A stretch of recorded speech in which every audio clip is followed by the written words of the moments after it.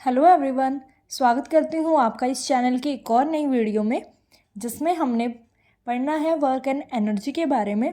कल हमने ये वाला चैप्टर शुरू किया था और इसका एक टॉपिक वर्क कंप्लीट किया था। आज की इस वीडियो में हम पढ़ेंगे एनर्जी के बारे में और कोशिश करेंगे कि ये वाला टॉपिक भी आज की वीडियो में कंप्लीट कर लिया जाए। तो आइए शुरू करते हैं। एनर्जी, वर्क एंड एनर्जी, ये दोनों ही टॉपिक ऐसे हैं जिनके बारे में आप पहले से थोड़ा बहुत जानते होंगे, जिनके मीनिंग से आप पहले से ही फैमिलियर होंगे। तो जो वर्क है, वर्क होता है हमारे लिए, हालांकि हमारे लिए सिंपल वर्ड में अगर हम बात करें तो कुछ भी काम है, हम लिख रहे हैं, पढ़ रहे हैं, उठ रहे हैं, बैठ रहे हैं, सब कुछ काम है। लेकिन फिजिकल टर्म में काम होना वही माना जाएगा जिसमें आपकी कोई ना कोई फोर्स लगाने के बाद बॉडी में डिस्प्लेसमेंट देखने को मिले। तो अब हम पढ़ने वाले हैं एनर्जी के बारे में। एनर्जी क्या होती है? एनर्जी होती है जो काम हम करते हैं। देखिए, हम खाना क्यों खाते हैं? हम खाना क्यों खाते हैं? ताकि हमें एनर्जी मिले, हम इसीलिए खाना खाते हैं। फिर वो एनर्जी से हम क्या करते हैं? उस एनर्जी से हम अपने रोज़मर्रा के छोटे छोटे काम जो हैं वो कर पाते हैं। किसी किसी दिन जब हमने खाना नहीं खाया होता या हम बहुत सारे काम करके थक जाते हैं, तो हम एक वर्ड यूज़ करते हैं कि आज तो एनर्जी ही नहीं बची, आज तो अब ये काम होगा ही नहीं। तो एक तरीके से मैं कह सकती हूँ कि एनर्जी से ही हम काम कर पाते हैं। काम करने के लिए हमें एनर्जी ही चाहिए। तो बिल्कुल यही मतलब होता है एनर्जी का। एनर्जी होती है हमारे अंदर कैपेसिटी। एनर्जी इज कैपेसिटी और ability to do work. Energy is capacity और एबिलिटी टू डू वर्क। काम करने की जो क्षमता है उसी को एनर्जी कहा जाता है। काम करने की जो क्षमता है उसी को हम क्या कहते हैं? एनर्जी। अगर एसआई यूनिट्स की टर्म में बात करें तो एनर्जी जो है वो इक्विवेलेंट होती है वर्क के, क्योंकि एनर्जी से ही हम काम को कर पाते हैं। तो एनर्जी को निकालने के लिए हम फोर्स, जो हमने कल वर्क वाला फॉर्मूला किया था, फोर्स टाइम्स डिस्प्लेसमेंट, उसी फॉर्मूला को हम यूज़ करेंगे। इसके लिए जो एसआई यूनिट्स हैं वो भी हम जूल ही यूज़ करेंगे, because both of these terms are equivalent to each other. और एनर्जी भी हमारे लिए किस प्रकार की क्वांटिटी होगी? It will also be scalar quantity. तो एनर्जी से ही हम काम कर पाते हैं, इसीलिए हमने कहा है एनर्जी इज कैपेसिटी और ability to do work. Energy work के इक्विवेलेंट होती है। वर्क का फॉर्मूला फोर्स टाइम्स डिस्प्लेसमेंट होता है, तो एनर्जी के लिए भी वही फॉर्मूला अप्लाई किया जाएगा। एनर्जी के ऐसा यूनिट भी जूल होंगे। वर्क की तरह ये भी स्केलर क्वांटिटी है। एनर्जी के हम और भी यूनिट यूज़ कर सकते हैं। किलो जूल, 1 किलो जूल में 1000 जूल एनर्जी होती है। अब कोई आपको बोले कि 1 जूल ऑफ एनर्जी को डिफाइन करे, अगर कोई हमें कह रहा है कि 1 जूल ऑफ एनर्जी को डिफाइन करे, तो 1 जूल ऑफ एनर्जी वो एनर्जी होती है जो हमें 1 जूल काम कंप्लीट करने के लिए चाहिए। It is the amount of energy, it is the amount of energy that is required to do 1 joule of work. 1 joule का काम करने के लिए जो एनर्जी चाहिए उसी को हम 1 जूल ऑफ एनर्जी कहते हैं। अब हमारे आसपास क्या होता है? हमारा जो ये पूरा का पूरा यूनिवर्स है, इसमें various form of energy possible हैं। There are various form of energy in the universe. There are various forms of energy in the universe। Universe में बहुत सारे टाइप की एनर्जी होती है। कौन कौन सी? Give me examples. तो एनर्जी जो होती है, one is kinetic energy,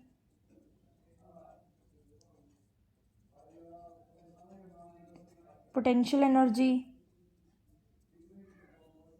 sun की एनर्जी मतलब solar energy,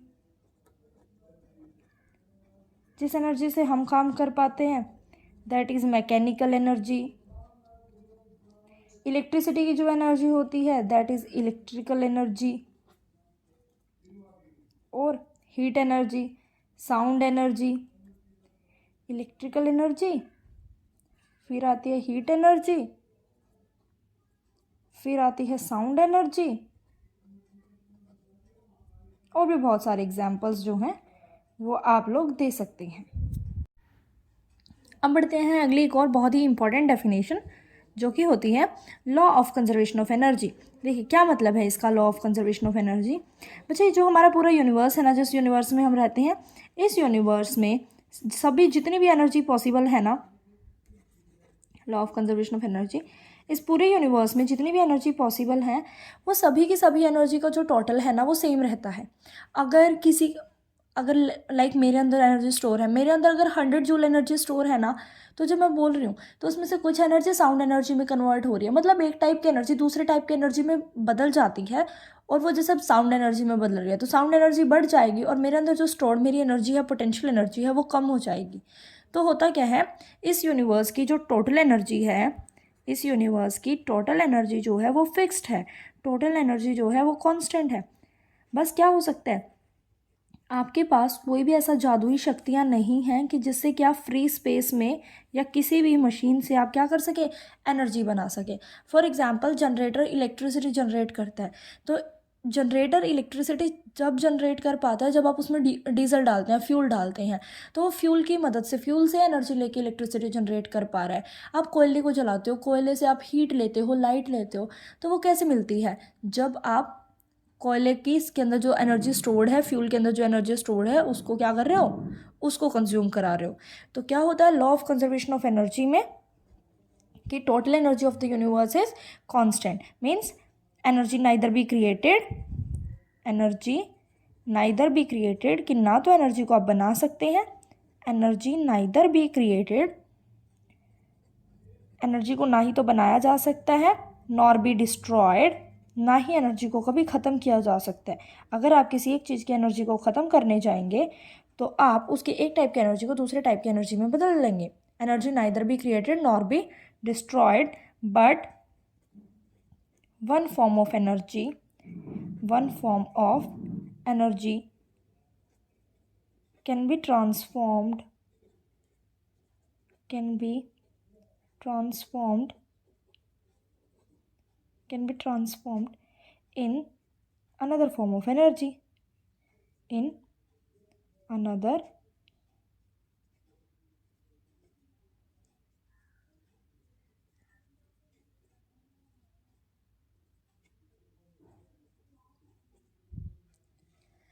one form of energy get converted into another form of energy. पूरे यूनिवर्स की एनर्जी को ना ही तो बनाया जा सकता है ना ख़त्म किया जा सकता है, सिर्फ एक टाइप की एनर्जी को दूसरे टाइप की एनर्जी में कन्वर्ट किया जा सकता है।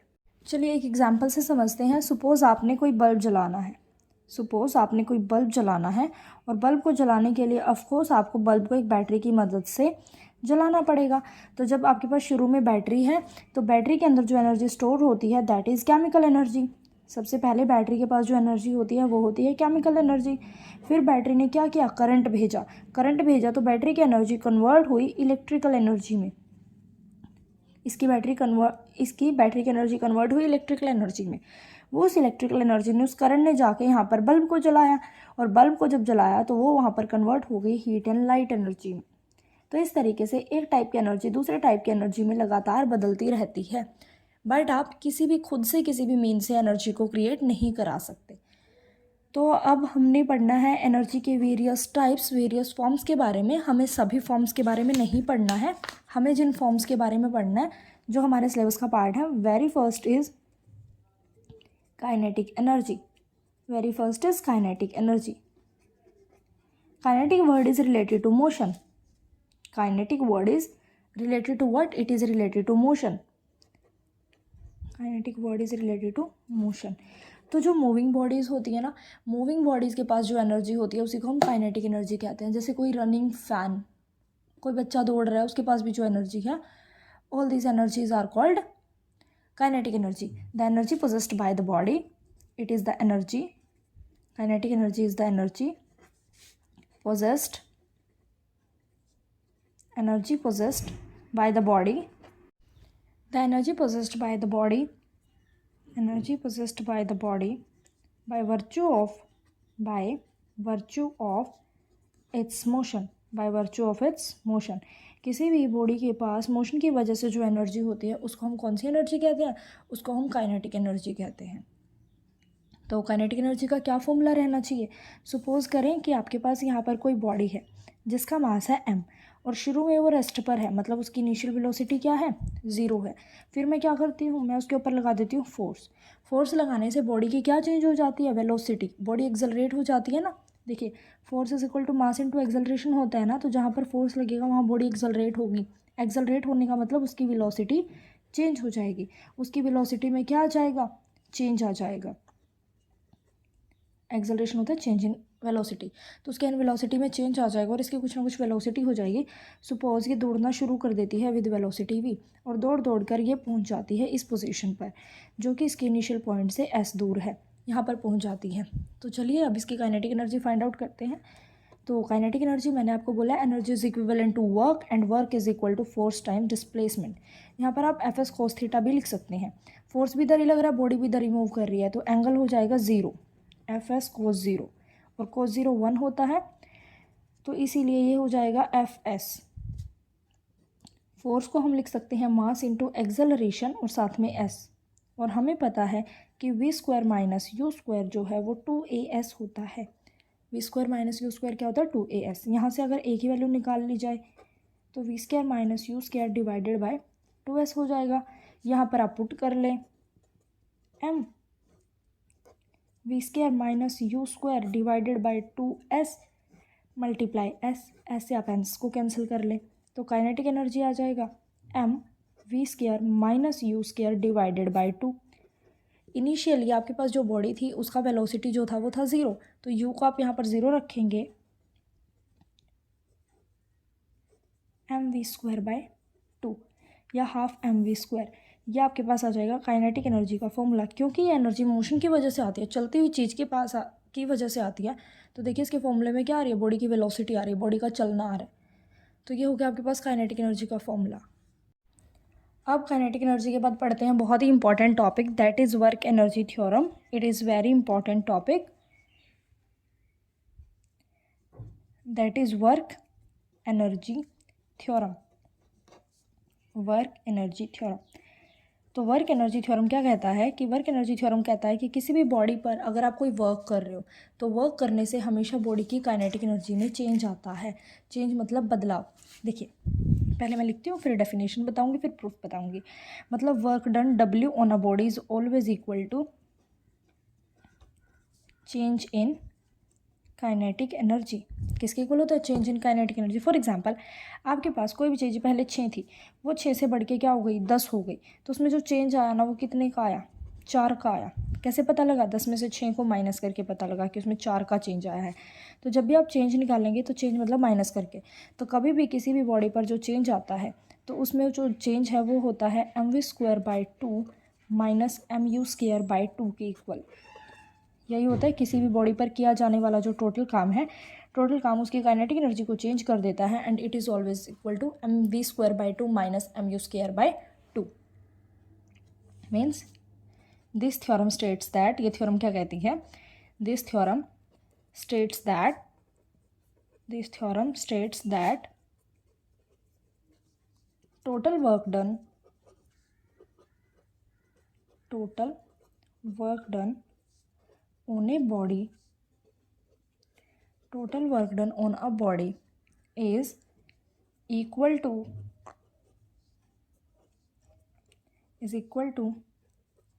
change in kinetic energy of the body।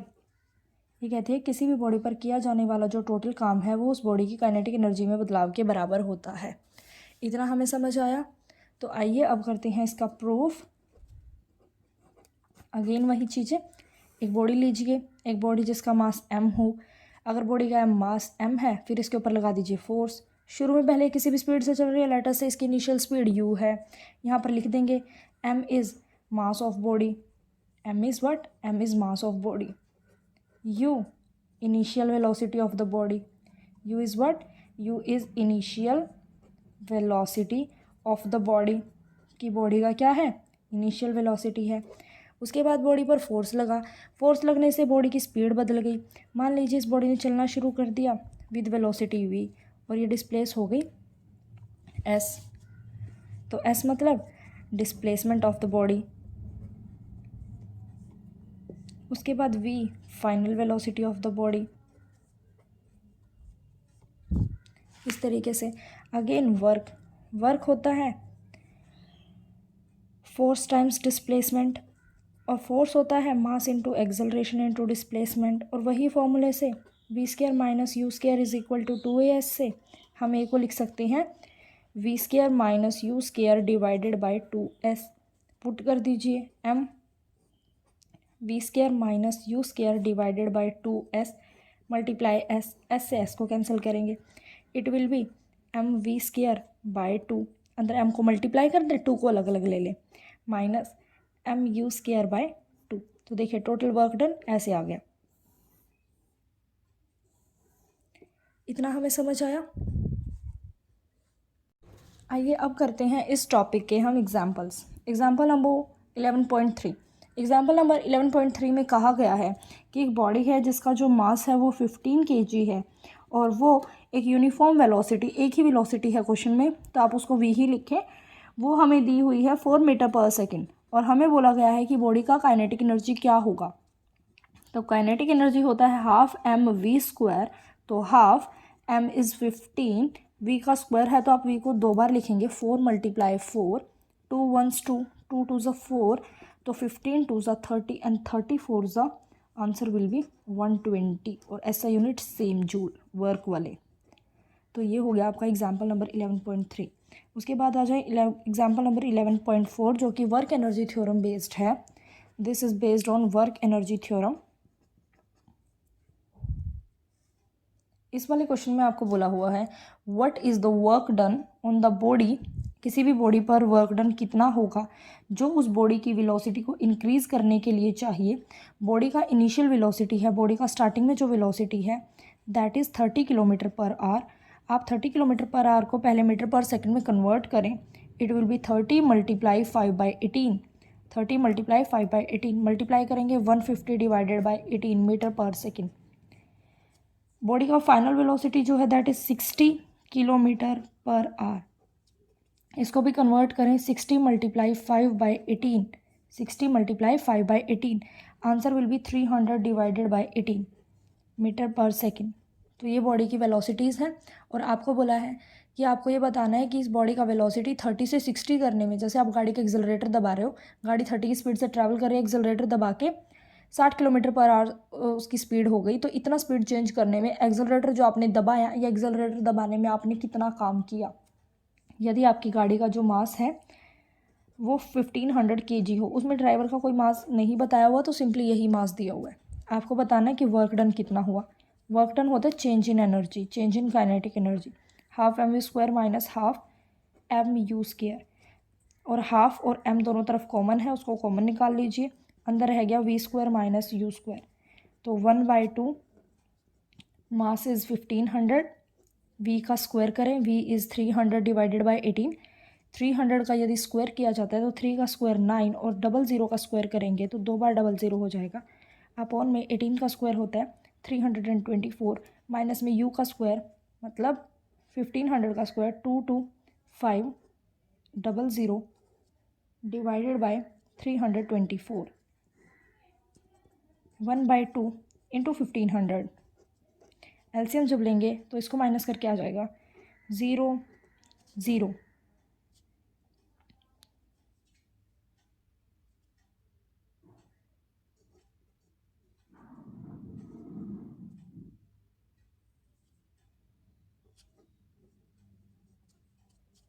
जब हम इनको कैंसिल करेंगे तो ये आ जाएगा 750, और जब इसको मल्टीप्लाई करके आंसर लिखा जाएगा, अभी कैंसिल करके 156,375 जूल। अब आ जाएं इसके इनटेक्स्ट क्वेश्चंस पर। अब हम करते हैं इसके इनटेक्स्ट क्वेश्चन। इनटेक्स्ट क्वेश्चन में सबसे पहले बोला हुआ है what is the kinetic energy. हमने डेफिनेशन की है ना, energy possessed by the body by virtue of its motion. Next पूछा है हमसे काइनेटिक एनर्जी का एक्सप्रेशन। एक्सप्रेशन मीन्स फॉर्मूला, तो आप पूरा लिखेंगे कि kinetic energy is equal to half m v square, mass m is mass of the body, v is velocity of the body. तो ये हो गया एक्सप्रेशन। थर्ड वन हमसे पूछा है कि आपको एक ऑब्जेक्ट है जिसका मास m है, एक ऑब्जेक्ट है जिसका मास मुझे कितना बोला हुआ है m, वो मुझे निकालना है। बॉडी का वेलोसिटी दिया हुआ है 5 मीटर पर सेकेंड, ओके, और काइनेटिक एनर्जी खुद निकाल के दिया हुआ है, दैट इज़ 25 जूल। बॉडी का एनर्जी भी दिया हुआ है 25 जूल। आपको फिर बोला हुआ है इन्होंने कि अगर हम उसकी काइनेटिक एनर्जी कितनी होगी अगर हम उसकी वेलोसिटी को डबल कर दें। देखिए इस क्वेश्चन को आप पार्ट्स में सॉल्व करें, पहले आप इसका मास ही निकालें। काइनेटिक एनर्जी इक्वल होता है हाफ mv² के इक्वल। काइनेटिक एनर्जी यहाँ पर दी हुई है 25, ये हो गया हाफ, मास हो गया पता नहीं, वेलोसिटी 5 × 5, क्योंकि 2 बार लिखनी है, v का स्क्वायर है, 5 5 = 25, 5 से 5 कैंसिल हो गया, इसको इधर लेके आएंगे 2 1 2 इज इक्वल टू m, तो 2 kg हो गया मास। अब करें बात, अब कह रहे हैं उस बॉडी का काइनेटिक एनर्जी, उस बॉडी का काइनेटिक एनर्जी कितना होगा अगर आप उसका वेलोसिटी डबल कर दें। तो देखिए पहले वेलोसिटी कितना था 5, वेलोसिटी डबल करने का मतलब है अब आप उसकी वेलोसिटी कितना कर दें 10 कर दें। मास निकाल चुके हैं जो कि 2 है, काइनेटिक एनर्जी बता दें। Kinetic energy is what, kinetic energy is half mv², half m मतलब 2, v इज़ 10 × 10, तो इससे ये कैंसिल हो गया, the answer will B 100 joule. इतना ही है। और फिर कहते हैं फिर इसकी एनर्जी बताएं, अगर हम इसकी वेलोसिटी को 3 टाइम्स कर दें तो आप इसकी वेलोसिटी को 15 ले लीजिएगा, 15 मीटर पर सेकेंड ले लीजिएगा, मास 2 ही रखें, तो फिर इसका जो काइनेटिक एनर्जी है फॉर्मूले में पुट करने के बाद आ जाएगा 225 जूल। आई होप यहाँ तक आपको समझ आया। उसके बाद पोटेंशियल एनर्जी और law of conservation of energy, इन दोनों टॉपिक को हम करेंगे अगली वीडियो में, नहीं तो आज की वीडियो हो जाएगी बहुत बड़ी। तो मिलते हैं कल वाली वीडियो में जिसमें हम पढ़ेंगे पोटेंशियल एनर्जी और law of conservation of energy. अगर आपको कोई डाउट है तो आप कमेंट करके पूछ सकते हो। Thank you.